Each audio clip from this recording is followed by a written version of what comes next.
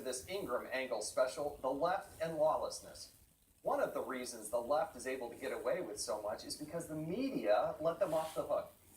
Case in point, last month, the broadcast networks went wild over a report that Michael Cohen was preparing to tell investigators that President Trump had advanced knowledge of that infamous meeting between Trump Tower between Donald Trump Jr. and a Russian attorney. Here's a montage put together by the Media Research Center.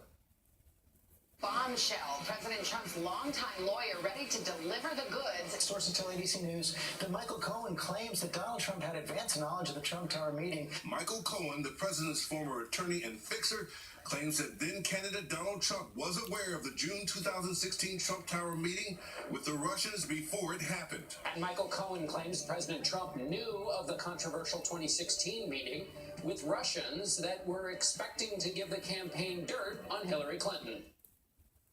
There was only one problem with the story. It wasn't true. Here's what Michael Cohen's attorney, Lanny Davis, said earlier this week.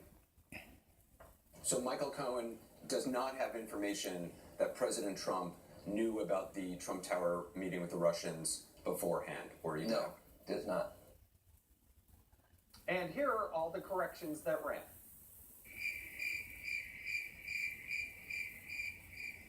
Yeah, there weren't any. So joining me now for reaction is Howard Kurtz, host of Fox News' Media Buzz. Howard, thank you so much for joining us here.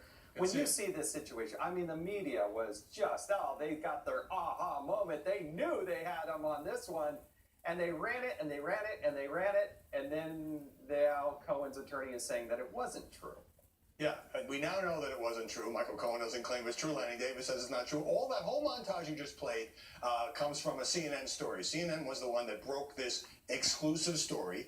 It still hasn't been corrected. And, a major problem, Jason, with the coverage of the Trump presidency is that some news organizations have lowered the bar for what they publish. They're too quick to run and gun. They're too quick to put out allegations based on unnamed sources that sometimes turn out not to be true. CNN had a problem with that last year and had to fire 3 journalists over an unsubstantiated story on Anthony Scaramucci. I asked CNN for comment this morning, haven't heard anything back, no public statement.